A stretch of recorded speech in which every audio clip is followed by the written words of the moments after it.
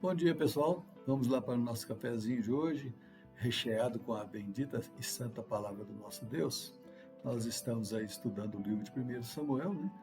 E nos primeiros versos, né, do capítulo 16, nós vimos Davi sendo ungido como o escolhido do Senhor e apresentado à sua família, como aquele que seria preparado para se tornar um rei sobre Israel. O Espírito Santo de Deus se apossou de Davi, não o tornando assim um rei de imediato, mas aquele que seria preparado por Deus para fazer a sua obra. Até citamos, né, que mesmo nós sendo vistos por olhos humanos como insignificante, aos olhos de Deus e com a ação dele na nossa vida, podemos executar maravilhas, né? Agora, a partir dos próximos versos, nós vamos observar a preparação de Davi para assumir o trono do Senhor. Aquele mesmo espírito que se apossou de Davi se afastou de Saul, como diz a parte do verso 14. Já vimos e temos conhecimento que a escolha de Saul, ela não foi da vontade de Deus, mas apenas para atender o anseio do povo que queria se igualar aos outros povos que tinham reis. Mas quando nós vemos dizer que o Espírito do Senhor se afastou dele, entendemos que Deus, mesmo não concordando, permaneceu com seu Espírito na vida de Saul. Contudo, pelas suas ações, entendemos que de nada valeu, pois não houve uma transformação de vida. Pode até ser que algumas de suas atitudes, o povo pode até ter sentido a presença de Deus na sua vida, né?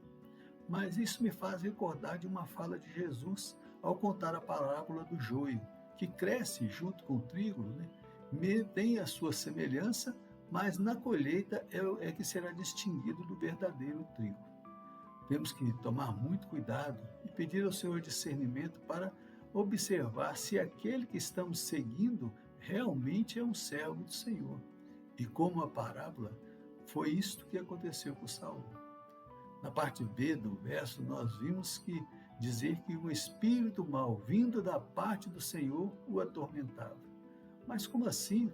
Deus se tornou vingativo e enviou um espírito mau sobre a vida de Saul? Não é bem assim. Deus faz o que lhe apraz para alcançar os seus objetivos, manifestando a sua soberania. Eu quero explicar isso melhor para você. Isso observando ali a história de Jó. No capítulo 1 do livro de Jó, nós vemos os filhos de Deus se apresentando a ele. No verso 6, e Satanás estava entre eles. E na conversa com Satanás é apresentado a retidão e submissão de Jó. E Satanás diz que ele era assim porque Deus o protegia. Deus então o envia para atormentar a vida de Jó e como a história, ele permaneceu fiel a Deus.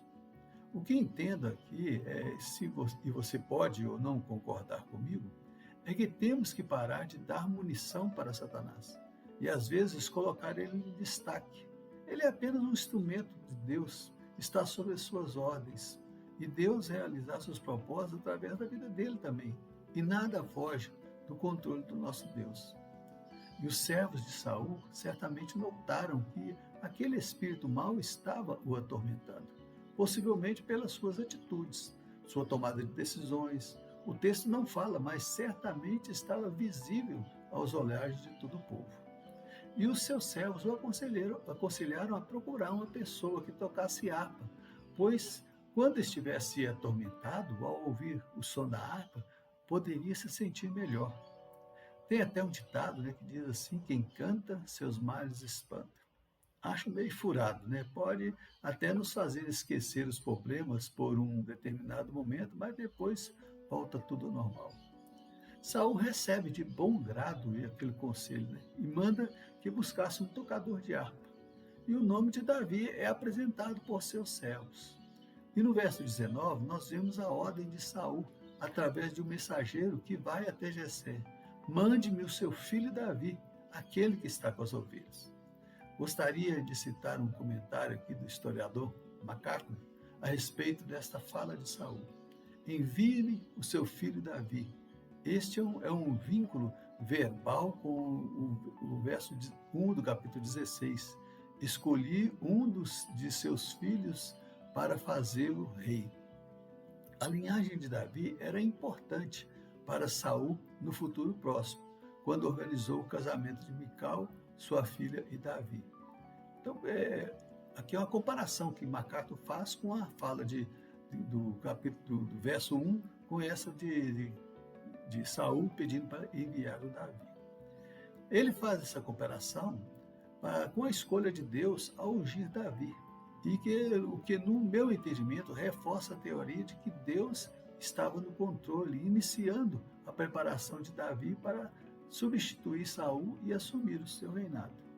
MacArthur cita ainda que a citação de cuida das ovelhas, a ocupação humilde de Davi é ressaltada.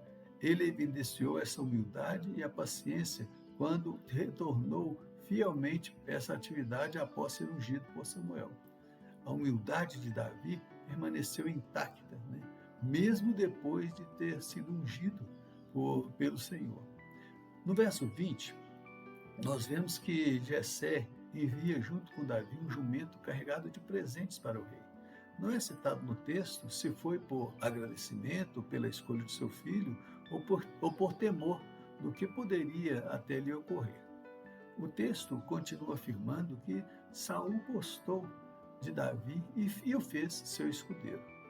E mandou uma mensagem a Jessé: deixe que Davi fique aqui, pois alcançou favor diante de mim. Nesta fala, observo que não houve imposição do rei, mas sim um pedido ao pai de Davi. Creio que no momento em que seu coração estava quebrantado. O fato de Davi ter se tornado o escudeiro do rei tem um certo mérito em suas ações diante do rei, mas não é o mais importante que devemos ressaltar. O escudeiro era uma pessoa íntima do rei, em que às vezes ele confiava a sua vida. E isso era plano de Deus, pois Davi tinha humildade, tinha sabedoria, era forte, sabia cuidar de ovelhas, mas não tinha conhecimento que um rei deveria ter para governar o seu povo. Nada melhor para ele do que estar ao lado do rei para aprender. Esse é o meu entendimento a respeito, pois o texto não nos afirma isso. Mas, com certeza, ele estaria aprendendo muita coisa com a presença do rei ali ao seu lado.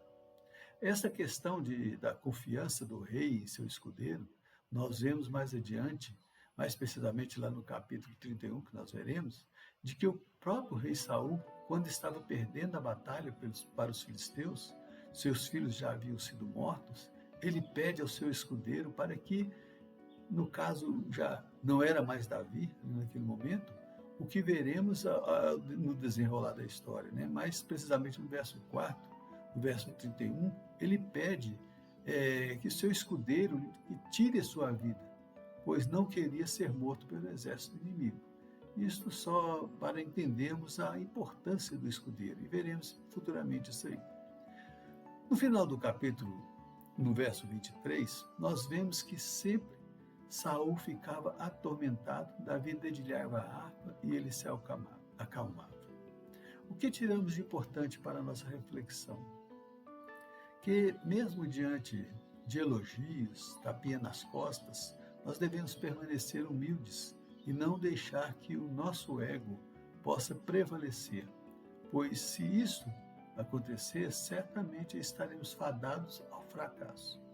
De que mesmo diante de tantos problemas, tantos desafios, às vezes pensando que estamos no fundo do poço, temos que ter a confiança de que porque Deus está sempre no controle de todas as coisas e que até Satanás se submete à sua vontade. Nós possamos ter essa confiança no Senhor, buscar sempre em humildade, agradá-lo com nossa devoção, com o nosso carinho, né, fazendo a obra dele, que você possa ser esse instrumento nas mãos do Senhor. Amém? Que Deus nos abençoe. Nós vamos ficar por aqui hoje com o nosso cafezinho. Domingo que vem a gente retorna para dar sequência ao livro. Até mais, pessoal. Até domingo que vem, se Deus assim nos permitir.